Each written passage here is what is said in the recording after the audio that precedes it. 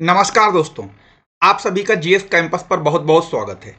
दोस्तों, आज के इस वीडियो में बात करेंगे मिग 21 लड़ाकू विमान की। जी हाँ, जैसा कि अभी आपने कुछ दिन पहले एक खबर सुनी होगी कि मिग 21 राजस्थान में जैसलमेर के पास दुर्घटनाग्रस्त हो गया। क्या है ये मिग 21, कब खरीदा गया था, कहां से खरीदा गया था और इसके पूरे तमाम फीचर्स की हम लोग बात करेंगे इस छोटे से वीडियो में। तो आइए सबसे पहले यहां से शुरुआत करते हैं। जैसा कि अब अपनी स्क्रीन पर देख पा रहे होंगे कि लिखा हुआ है कि हर युद्ध में भारत का दमदार साथी रहा मिग 21 अब कहलाया जाता है उड़ता हुआ ताबूत। आखिर ये क्या है, यानी उड़ता हुआ ताबूत इसे क्यों कहते हैं और ये रिटायर क्यों नहीं किया जा रहा है? अगर ये उड़ता हुआ ताबूत की इसको संज्ञा दी गई है या दी जा रही है तो इसे फिर रिटायर क्यों नहीं किया जा रहा है? इन तमाम प्रश्नों का हम लोग इसमें उत्तर ढूंढने की कोशिश करेंगे। तो आइए सबसे पहले देखते हैं कि ये आपकी स्क्रीन पर जो दिखाई दे रहा है एक बेहतरीन फाइटर एयरक्राफ्ट, तो इसी को हम लोग मिग 21 कहते हैं। तो याद रखिएगा, मिग किसी के नाम के आगे लगा मिल जाए अगर, और अगर आपसे पूछा जाए ये कहां से खरीदा गया, तो ये समझ लीजिए ये रूस का होगा बस। चाहे वो मिग 21 हो, चाहे मिग 23 हो, मिग 27 हो, मिग 29 हो, मिग 35 हो, मिग 31 हो, जो भी जिसके आगे मिग लगा हो तो वो समझ लीजिए वो रशियन ब्रांड है। बस इतना आपको पहले तो यहां क्लियर हो जाना चाहिए। आखिर ये कब खरीदा गया, तो अब आपको यहां पर इसका कुछ इतिहास की बात करते हैं। आपको याद होगा 1962 में चीन के साथ युद्ध हुआ था भारत का और 1965 में पाकिस्तान के साथ हुआ था। तो बात ये 1963 की है, यानी कि जब ये भारतीय वायुसेना में 874 मिग एयरक्राफ्ट जो है मिग लड़ाकू विमान शामिल किए गए थे। लेकिन इसका भारत ने 1961 में रशिया के साथ, जब उसे सोवियत संघ के रूप में जाना जाता था, उसके साथ एक डील की थी। उसमें यह था कि भारत रूस से उस जमाने के सबसे एडवांस, उन्नत और सबसे बेहतरीन एयरक्राफ्ट माना जाता था, जो कि आज से 58 साल पहले की बात है। तो भारत ने रूस से ये उन्नत और बिल्कुल एकदम अपने जमाने के सबसे एडवांस 874 मिग 21 विमान खरीदने का फैसला किया था। और ये जैसे कि आपको पता है कि कोई भी जब रक्षा डील होती है तो उसमें काफी टाइम लग जाता है। तो फिर भी यहां पर देखो आप 1961 में ये शुरुआत हुई और 1963 में ये जो है शामिल कर लिया गया भारतीय वायुसेना में। यानी कि 2 साल के दौरान ये भारतीय वायुसेना में शामिल कर लिया गया। ये एक सुपरसोनिक लड़ाकू विमान है जिसके बारे में भी, जिसके फीचर्स के बारे में भी आपको बताएंगे। और अब हाल ये है, इसे एक जमाने में भारतीय वायुसेना की आन शान हुआ करता था, अभी भी है। लेकिन अब जैसे जैसे टेक्नोलॉजी में परिवर्तन आया, टेक्नोलॉजी में कह सकते हैं कि प्रोग्रेस हुई, तो उस हिसाब से इसे भी प्रोग्रेस होनी चाहिए थी। हालांकि उस हिसाब से ये प्रोग्रेस नहीं हो पाया, या यूं कहें उस हिसाब से प्रोग्रेस नहीं की इसने। तो आज की डेट में यह है कि इतने ज्यादा ये दुर्घटनाग्रस्त होते हैं, इसीलिए इसे भारतीय वायुसेना में इसे कहा जाता है, ये उड़ता हुआ ताबूत कहा जाता है। अब ये क्या है उड़ता हुआ ताबूत, इसके बारे में आपको बताएंगे।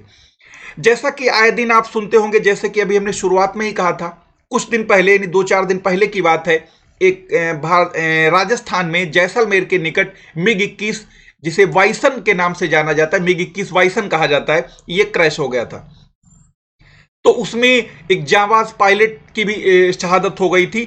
तो कहने का मतलब बहुत ज्यादा इसके ये दुर्घटनाग्रस्त होने के कारण इसे आज की डेट में उड़ता हुआ ताबूत कहा जाता है। अगर हम इसकी उम्र की बात करें तो ये भारतीय वायुसेना को अपनी 58 सालों से ये सेवाएं प्रदान कर रहा है। यानी अगर हम ये देखें 1963 में ये खरीदा गया था, 1963 में, तो आज 2021 चल रहा है, बल्कि खत्म होने को है।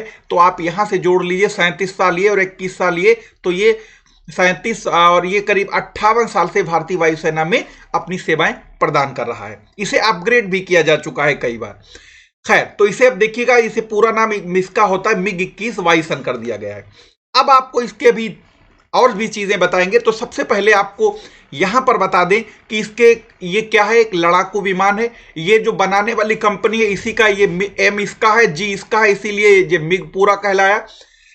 इसने अपनी पहली उड़ान जो भरी थी 14 फरवरी 1955 को रशिया में इसने अपनी पहली उड़ान भरी थी, और रूस में इसे 1959 में अपनी वायुसेना में शामिल कर लिया गया था।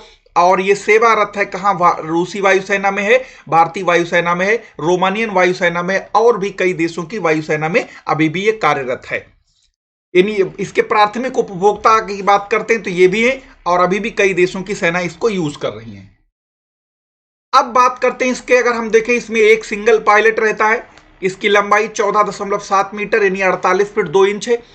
पंख यानी जो फैले हुए दिखते हैं आपको, जिन्हें हम लोग विंग्स कहते हैं, ये 23 फीट 6 इंच के हैं। ऊंचाई इसकी 4 मीटर यानी 13 फीट 6 इंच की है। और पंख क्षेत्र जो है इसका 247.6 फीट स्क्वायर फीट का है, यानी इसका पंखों का जो एरिया क्षेत्रफल है। खाली हवाई जहाज का यानी एयरक्राफ्ट का वजन 5,846 किलोग्राम, और ये वेपन्स के साथ इसका वजन 12,880 है। अब यहां पर आपको देखिए इसकी जो है यानी जो अधिकतर वजन कितना लेके उड़ सकता है, तो ये 9800 किलोग्राम वजन लेके उड़ सकता है। और इसमें टर्बोजेट इंजन लगा हुआ है, और ये थ्रस्ट का मतलब होता है जो जहाज को यानी उसको कह सकते हैं स्पीड प्रदान करता है। अब इसकी अगर हम लोग प्रदर्शन की बात करते हैं, जैसे कि हमने कहा ये सुपरसोनिक है, तो सुपरसोनिक यहां पर देखिएगा इसकी रेंज जो है 1470 किलोमीटर है। यानी अब ये जो है इसकी क्या कह सकते हैं, इसकी जो स्पीड जो है वो स्पीड की बात करते हैं तो यहां पर देखिए 1912 किलोमीटर प्रति घंटे की रफ्तार से ये उड़ सकता है। यानी ये सुपरसोनिक स्पीड होगी क्योंकि ध्वनि की गति से ज्यादा है। अब यहां पर देखिएगा लिखा हुआ आरोहण दर, और ये जो है आरोहण दर जिसको हम लोग बोलते हैं रेट ऑफ क्लाइंब, मतलब जितनी स्पीड से ये ऊपर की ओर उठता है उसकी बात कर रहे थे। और इसका सबसे एक इंपॉर्टेंट पहलू है इसकी जो लैंडिंग है, ये बहुत ज्यादा, और इसी की वजह से अक्सर ये क्रैश भी होता है कहा जाता है, क्योंकि इसकी लैंडिंग जो है जब ये लैंड करता है जमीन पर तो 350 किलोमीटर प्रति घंटे की स्पीड होती है, जो कि बहुत ज्यादा है। इसीलिए आपने देखा होगा कभी भी जब लैंडिंग करता है तो इसके पीछे एक पैराशूट खुलता है जो हवा के फ्रिक्शन क्रिएट करता है, जिसकी वजह से इसकी स्पीड कम हो जाए और ये रनवे पर रुक सके। वरना 350 किलोमीटर की स्पीड में ब्रेक लगते लगते काफी आगे निकल जाएगा, कई बार रनवे को ओवरशूट कर सकता है, इसीलिए इसमें एक पैराशूट का इस्तेमाल किया जाता है। अब बात करते हैं इसकी, आपको अब कुछ लेटेस्ट इसकी चीजों पर।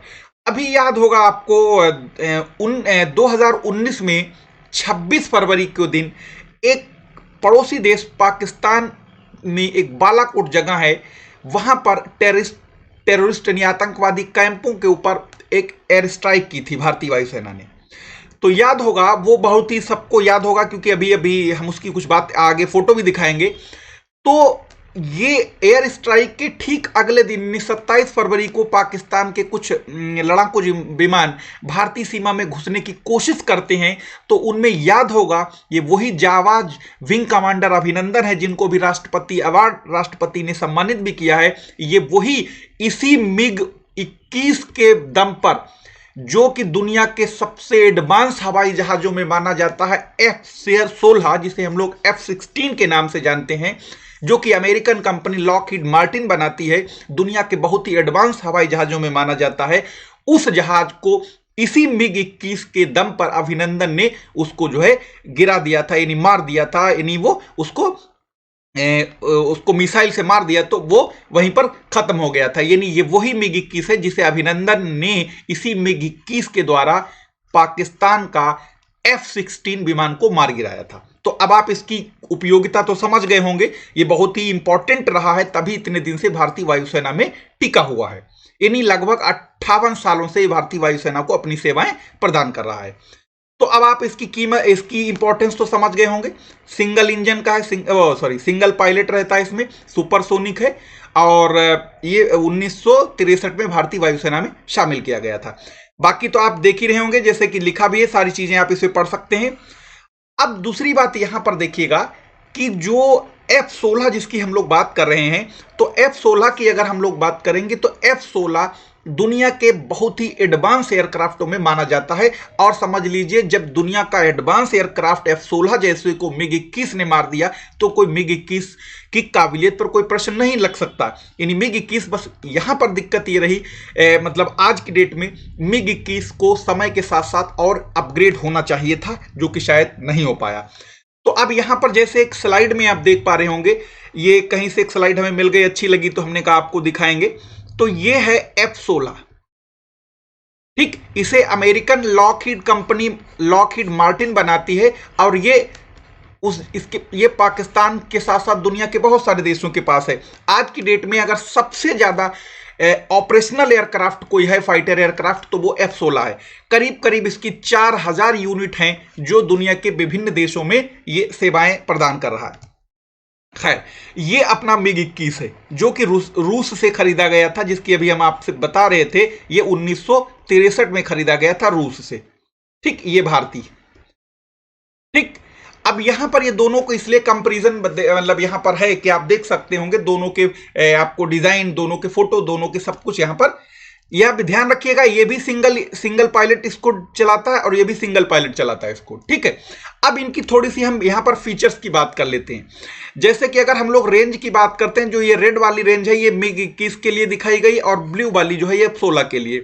तो MiG-21 की जो रेंज है 1210 किलोमीटर है, जबकि F-16 की रेंज जो है, देखिएगा कितना ज्यादा रेंज है, आपको अंदाजा लग जाएगा इसी से कि इसमें डिफरेंस कितना है। ये 1210 है, इसकी 4220 है। यहां पर जो मैक्सिमम स्पीड इसकी है MiG-21 की वो 2175 किलोमीटर प्रति घंटे की, और F-16 की स्पीड जो है वो 2414 किलोमीटर प्रति घंटे की। ये हाईएस्ट स्पीड की बात कर रहा है, ठीक। सर्विस सीलिंग का मतलब होता है ये कितने किलोमीटर, कितने ऊंचाई पर जाके मतलब काम कर सकता है। तो ये यहां पर इसमें MiG-21 को एज ज्यादा है, यानी MiG-21 17.8 किलोमीटर, यानी इतनी हाइट पर ये फ्लाई कर सकता है और अपना काम को अंजाम दे सकता है। यहां पर रेट ऑफ क्लाइंब, यानी कि जब ये टेक ऑफ करता है तो इसकी चढ़ने की स्पीड क्या होती है, यानी हवा में देखा होगा सीधे ऊपर को जाता है। तो रेट ऑफ क्लाइंब जो है ये 17,678 मीटर प्रति मिनट की स्पीड है, यानी 1 मिनट में MiG-21 17,678 मीटर ऊपर की ओर जाता है जब ये टेक ऑफ करता है।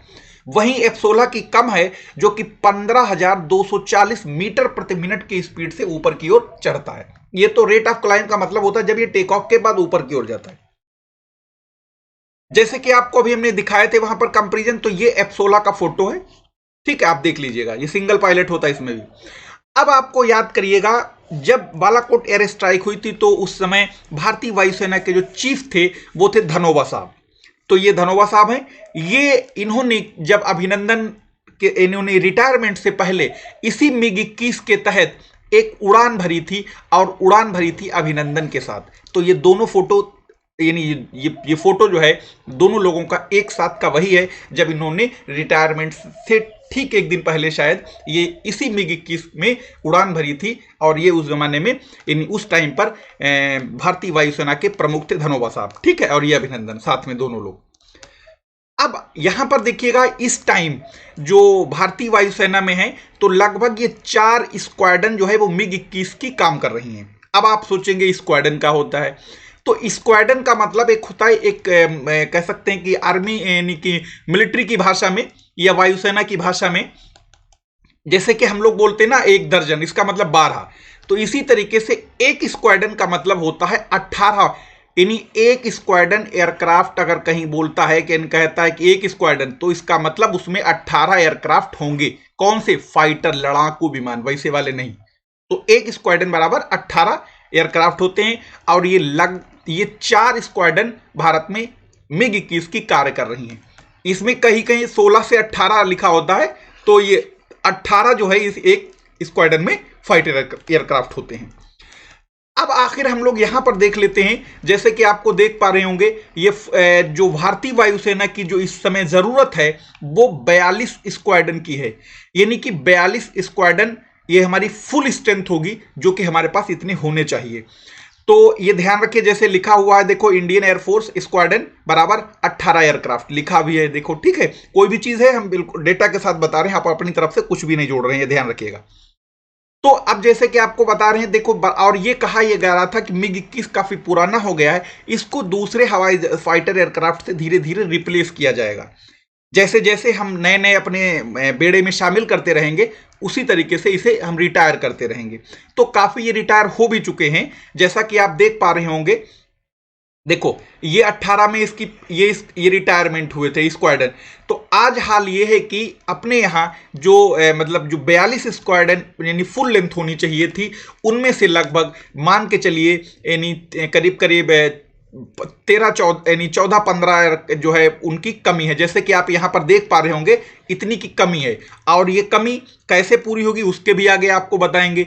तो कमी ऐसे पूरी होगी कि भारतीय वायुसेना ने अपने यहाँ का स्वदेशी निर्मित तेजस, जो कि एक बहुत ही कह सकते हैं लाइट वेट एयरक्राफ्ट है, ठीक, उसको ऑर्डर किया है।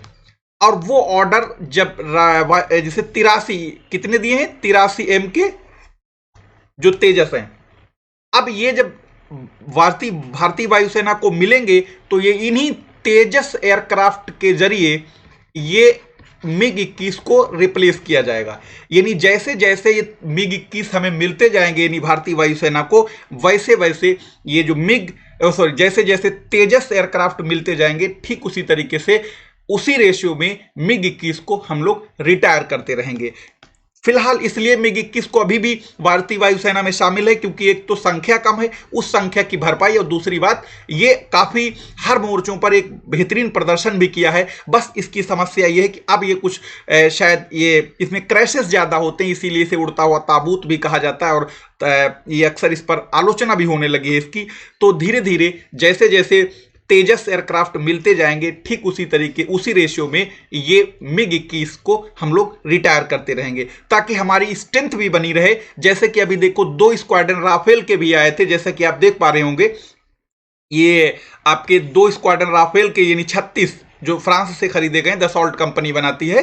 तो जैसे जैसे ये ब्लैक वाला नंबर यानी ये वाले नंबर बढ़ते रहेंगे, तो ये MiG-21 MiG-27 ये रिटायर होते रहेंगे। जैसे आपको पता है MiG-27 रिटायर हो गया है, MiG-21 रिटायर होने लगे। अब जैसे कि फिलहाल अभी जैसे और आते रहेंगे तो MiG-21 को और रिटायर करते रहेंगे। फिलहाल MiG-21 जो है वो 4 स्क्वाड्रन अभी भी काम कर रही हैं। तो ये बात तो समझ आ गई होगी। तो ये जो तेजस है, जैसा कि आप यहां पर देख पा रहे होंगे, ये तेजस का फोटो है जो कि भारतीय यानी स्वदेशी है पूरी तरीके से, और ये रिप्लेस करेगा किसको, MiG-21 को। तो MiG-21 के बारे में ये छोटी सी जानकारी तो आपको कैसी लगी इसके बारे में जरूर बताइए कमेंट बॉक्स में। और इसके बाद आपको नया जो वीडियो मिलेगा वो कोई WTO में ग्रीन बॉक्स, ब्लू बॉक्स और ये आपका अम्बर बॉक्स सब्सिडी क्या है, आखिर क्या डिफरेंस है, इन तमाम चीज़ों पर हम लोग नेक्स्ट वीडियो में बात करेंगे। और जो लोग GS कैंपस ऐप को डाउनलोड नहीं किए तो वो डाउनलोड कर लें। और याद रखिएगा, शाम को रात 9 बजे लाइव क्लास होती है जिसमें आपको कंप्लीट इंडियन ज्योग्राफी चल रही है, यानी कल से ही शुरू हुई। और आज का जो टॉपिक होगा यानी 28 दिसंबर 2021 का, वो होगा माउंटेन से संबंधित। मिलेंगे फिर नए वीडियो में। धन्यवाद।